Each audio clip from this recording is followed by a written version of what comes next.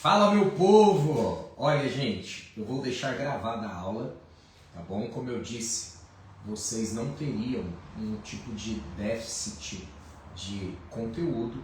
O conteúdo em si, ele não seria prejudicado. Então eu vou gravar essa aula e aí, como a maioria de vocês já fazem, pode acessar, pode rever a aula quantas vezes for necessário. E aí eu me coloco à disposição, como sempre também. Vocês já estão acostumados, pode me mandar perguntas se ficar alguma dúvida, pode tirar as suas dúvidas, tá ok? Então essa aula gravada aqui para manter o ritmo dos nossos estudos e também para avançarmos no conteúdo. Nós vamos começar falando, eu fiz uma revisão aqui do conteúdo que nós falamos na primeira aula e hoje eu vou começar falando sobre o capítulo 5, que fala das evidências... 45. Opa, o Mac avisando a hora aqui, deixa eu baixar esse volume.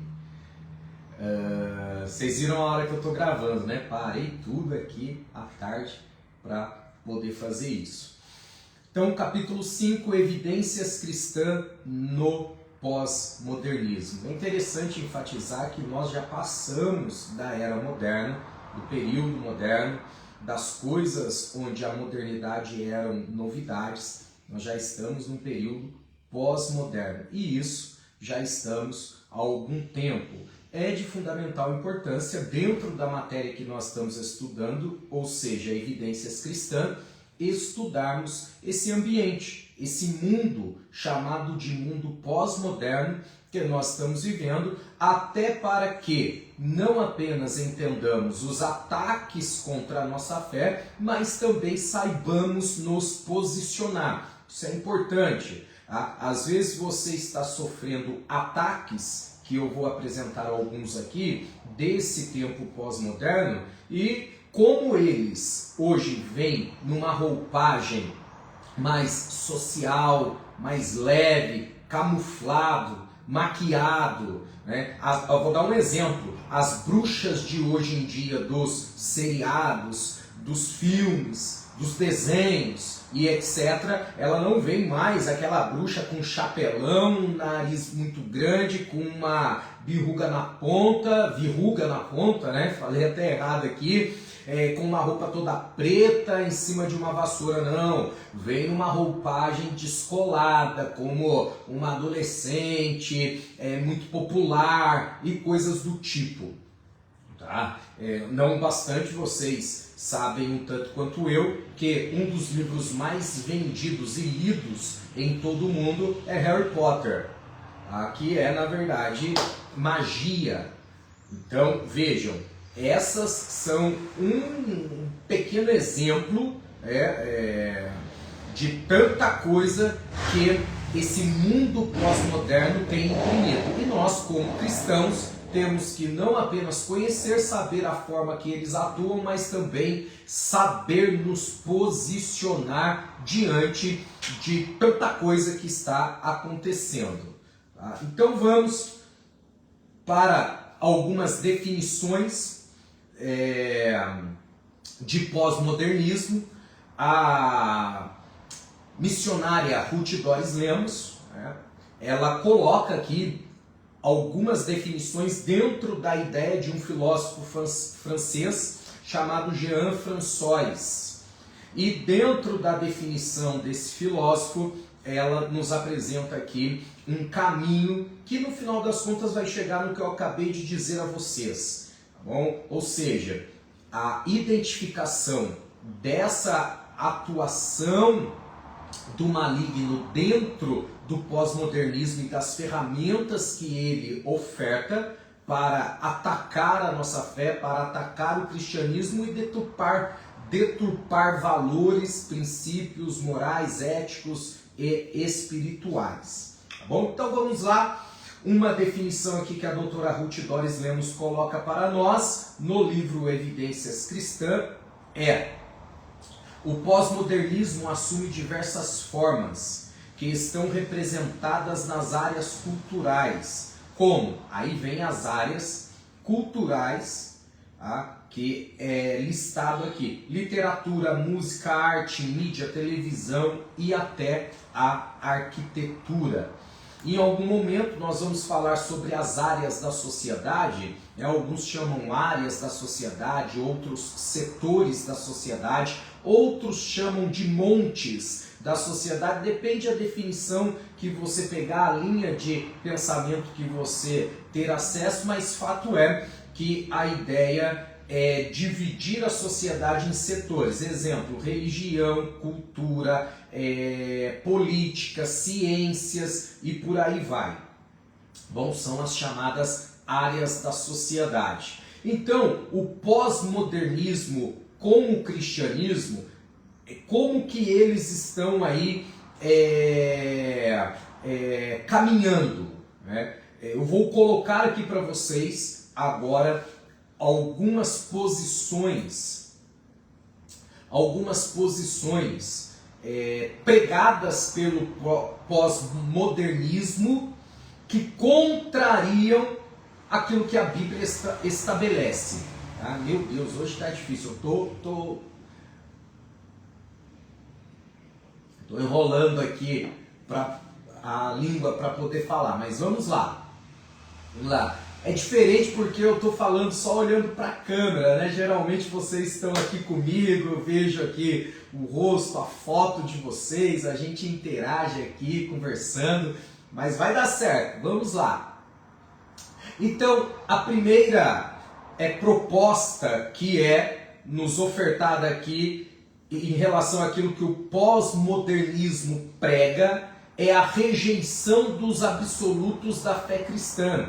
Ou seja, há uma generalização sendo pregada pelo movimento pós-modernismo, tá? Pelo movimento pós-moderno, que relativiza tudo. Os absolutos da nossa fé estão sendo relativizados.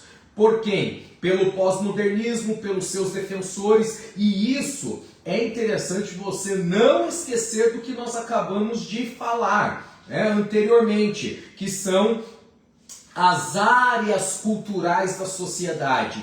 Como o pós-modernismo tem pregado esse relativismo dos valores que para nós são absolutos, ou seja, inegociáveis, através da literatura, música, arte, mídia, televisão e até arquitetura.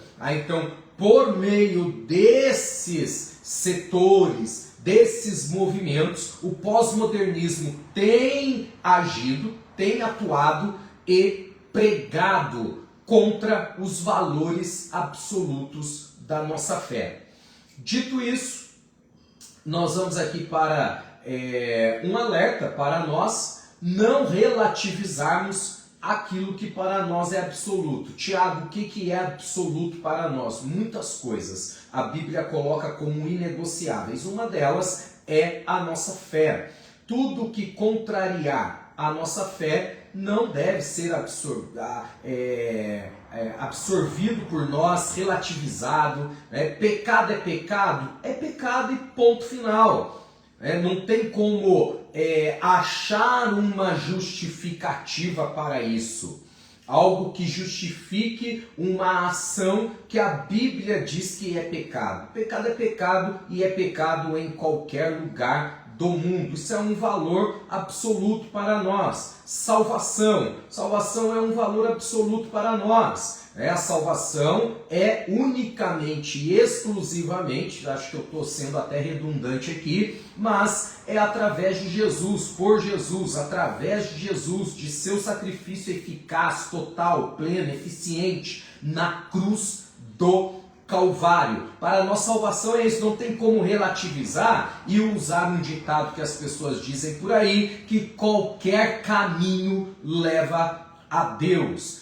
Isso é um ataque àquilo que nós acreditamos como absoluto. E quem prega isso? Quem prega isso é o movimento moderno, o modernismo, o movimento pós-moderno. Vejam o perigo.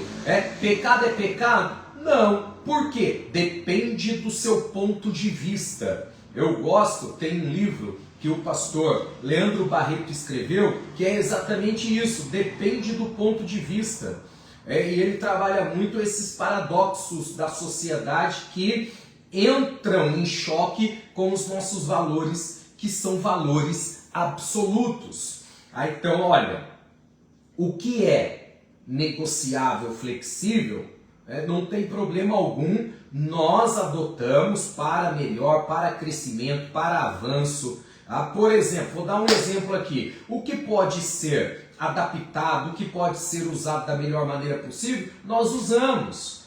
Vou dar um exemplo de radicalismo que algum tempo atrás foi muito difundido dentro das igrejas e que talvez até atrapalhou o crescimento e a expansão da obra de Deus. E a culpa não está em Deus, está em nós que não soubemos usar os recursos que Ele deixou para nós. Como, por exemplo, televisão, rádio era visto, televisão principalmente, como algo do diabo, do maligno, não é de Deus, e etc e tal. O que aconteceu? Agora a igreja está acordando, de um tempo para cá, graças a Deus, está usando este meio de comunicação em massa que Deus nos deixou. A igreja não usou, outros meios usaram de maneira eficiente, cresceram, propagaram a sua mensagem, que na maioria das vezes vai contra os nossos valores absolutos, e a igreja ficou assistindo isso, dizendo, alegando apenas que era pecado. Deu para entender? Então, o que é flexível, o que é para o crescimento, a expansão e não deturpa, contraria, contrapõe ou subtrai valores que para nós são valores absolutos, nós usamos. Por exemplo, hoje também a internet, veja, não seria possível estar gravando essa aula e deixá-la aqui disponível para vocês se não fosse este recurso. Alunos que estão longe, por exemplo, alunos que estão em São José, Rio de Janeiro e outras pessoas que estudam aqui com a gente, não estariam estudando se não fosse esse recurso que nós estamos usando. Agora, é verdade também que muita gente usou este recurso para o que é ruim, para o que é mal e propagam a sua mensagem que vai contra princípios e valores estabelecidos pela Bíblia. Tá dando para entender? Então aqui não é um radicalismo da nossa parte, é um posicionamento. Nós não somos radicais extremistas que não queremos saber de absolutamente mais nada. Nós queremos sim saber daquilo que é possível utilizar para que a obra de Deus vá à frente, para que a obra de Deus vá não só para frente, mas também ela tenha uma estrutura melhor, alcance mais pessoas, mais vidas possam ser impactadas pela palavra de Deus e etc. Deu para entender, gente? Eu espero que eu tenha conseguido explicar esse primeiro ponto aqui pregado pelo movimento pós-moderno, que ele rejeita os valores absolutos da nossa fé, relativizando aquilo que a Bíblia jamais deu margem sequer para relativizar. Vamos para o segundo ponto aí. Vamos lá. O segundo ponto que nós temos aqui para refletir sobre a mensagem pregada pelo movimento pós-moderno é que o cristianismo ele é equiparado às demais religiões. Isso aqui é uma mensagem pregada pelo movimento pós-moderno, querendo equiparar o cristianismo a outros movimentos. Só um segundinho, gente. Me desculpe, deixa eu tomar uma água aqui.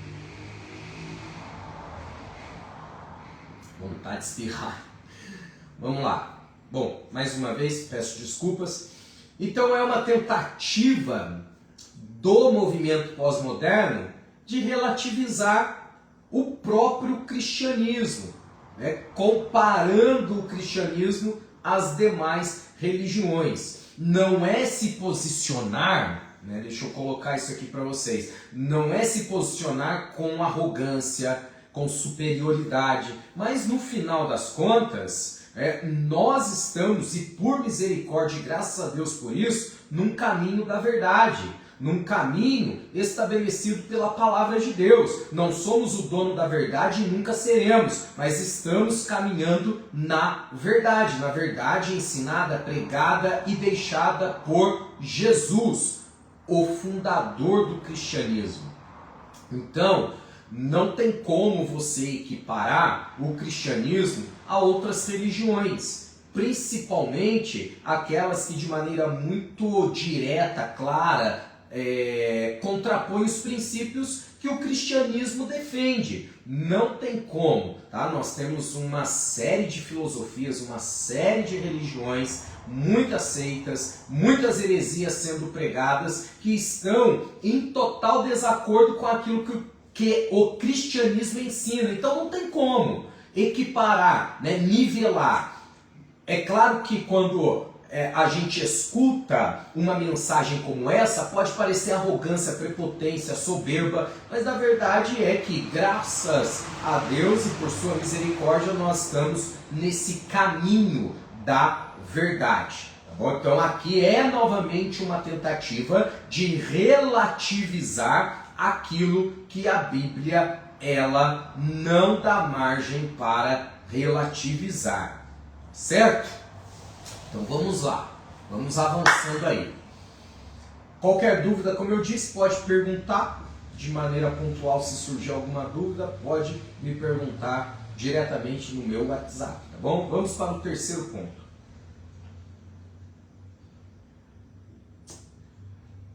Olha o terceiro ponto. Todas as religiões são caminhos para Deus. Já falei sobre isso também. Não é. Isso é uma grande mensagem enganosa do maligno e difundida, né, o porta-voz do maligno para difundir essa mensagem é o movimento pós-moderno. O modernismo prega essa mensagem, relativizando. Então, a estratégia do maligno hoje não é mais levar os crentes para fogueira em praça pública, decapitar, martirizar pessoas. A estratégia mudou. A estratégia vem com essa roupagem bonitinha. Não, todos os caminhos levam a Deus. Mentira.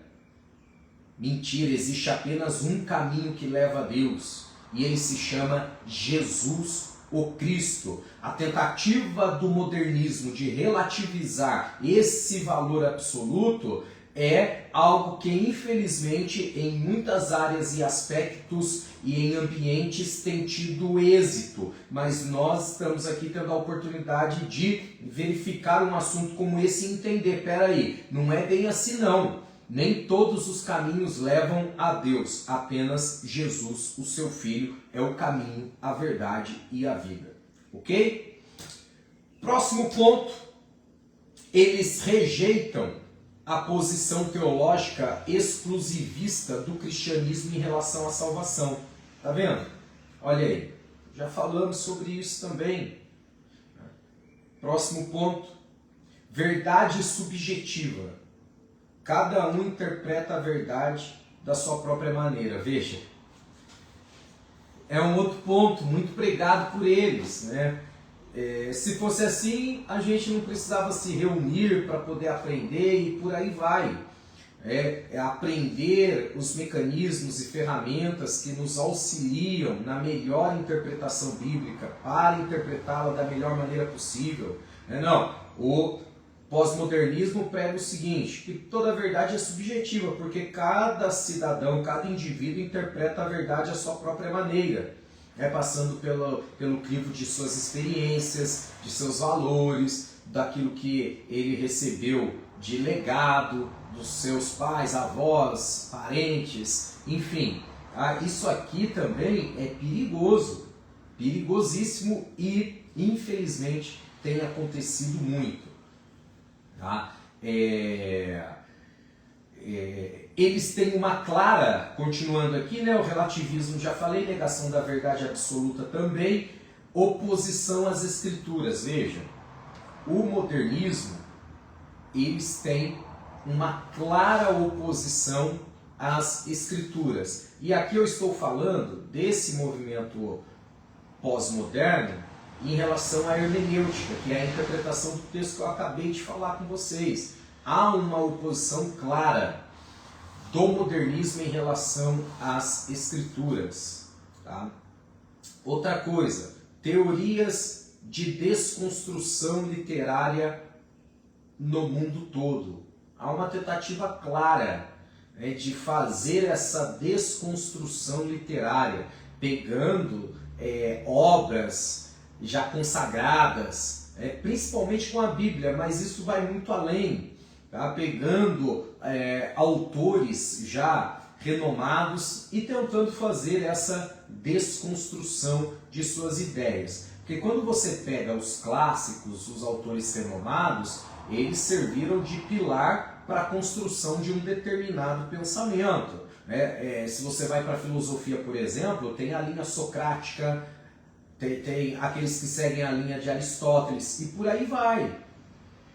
Tá? Cada um com as suas nuances, com às vezes pequenas diferenças entre elas, mas eles serviram como pilares para construir pensamentos. E aí vem a tentativa de desconstruir. Não poderia ser diferente com a palavra de Deus, que eles tentam desconfigurar, desconstruir, para que isso caia em descrédito. Porque imagina, se chegar ao ponto que cada um faz do seu jeito e do jeito que bem entender, sem base, critério algum, e muito menos seriedade no que está sendo feito, vai virar bagunça. E quando virar bagunça, vai cair em descrédito.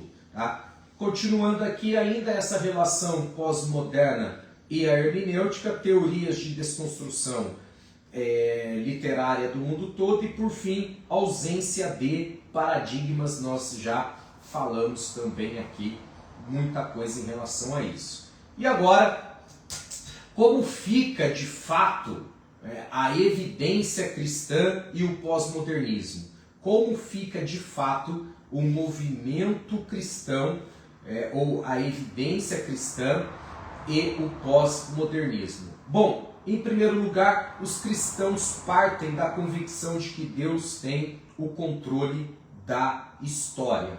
Tá? Nós acreditamos que Deus ele agiu em todo o tempo na história.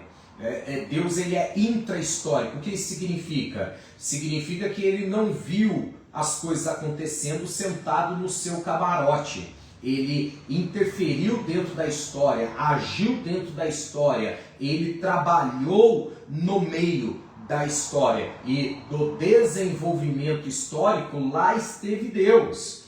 Historicidade é algo interessante de se estudar, porque quando você vai para ela, você encontra Deus lá, agindo, movendo. Você vê isso muito claramente ali, na transição da lei para o período dos juízes. Você vai Gênesis, Êxodo, Levítico, Números e Deuteronômio. Você vê Deus agindo muito claramente. Deus trabalhando muito claramente. Aí você vai Josué, Juízes, Ruth, Samuel, Reis, Crônicas. Você vai ver Deus agindo. Você vai ver Deus trabalhando. Deus interferindo na história. Então, é interessante aqui você saber que esse Deus que nós estamos aprendendo um pouquinho sobre ele, não é um Deus que apenas criou as coisas, deu cordinha lá na criação e deixou a criação seguir o seu próprio caminho. A despeito de Deus ter dado a nós outros o livre arbítrio, Deus sempre esteve cuidando da sua criação. Vou dar só um exemplo. Vocês sabem que se a Terra estivesse um pouquinho mais perto do Sol, não teríamos condições para habitar esse planeta. Quem sustenta tudo isso? Quem sustenta tudo isso é Deus. Então Deus, aqui é uma verdade, Deus não apenas é criador, Deus é criador e sustentador de todas as coisas. Deus não apenas cria, mas também sustenta tudo aquilo que Ele criou. Deus cria céus e terra, mas não deixa entregue ao seu próprio destino. Deus não abandona e deixa seguir as coisas sem ninguém no controle. Também isso acontece com o ser humano. Deus cria o ser humano, é verdade que deu a ele livre-arbítrio, é verdade, mas Deus ainda assim continua agindo, para o ser humano, Deus continua agindo na vida do ser humano, na vida daquele que ele criou. Então Deus é um Deus que não apenas cria, mas ele sustenta a sua criação. Então, Deus nos criou? Ok, Deus nos criou, então ele vai sustentar, ele vai amparar, ele vai prover, ele vai suprir, ele vai guiar. Essa é uma verdade bíblica que o modernismo ele não aceita, ele prega diferente, ele vai relativizar tudo, ok? Segundo ponto, vamos lá. Segundo ponto aqui, deixa eu só me atentar aqui. Vamos lá. Segundo ponto aqui. Deixa eu arrumar meu slide aqui. Vamos lá. Segundo ponto, o cristianismo tem sido preservado pelo próprio Deus. É Deus que cuida da sua igreja. É Deus que sustenta. Diante de tantas perseguições contra a igreja, diante de inúmeros ataques violentíssimos para acabar de fato contra a igreja está de pé, pujante, mais firme do que nunca. Por que isso acontece? Porque Deus, o próprio Deus, ele tem preservado a igreja. Do contrário, meu amigo, a igreja já teria desaparecido da face da terra há muito tempo. Há muito tempo.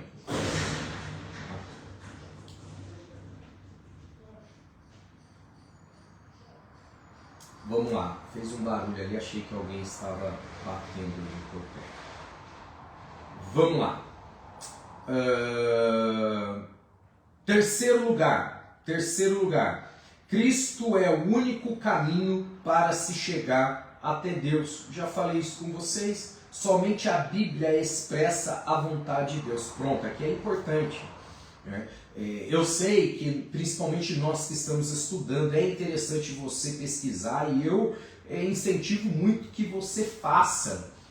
Que você pesquise mesmo, que você vá atrás. Mas, no final das contas, a Bíblia é aquilo que vai expressar a vontade de Deus para nós.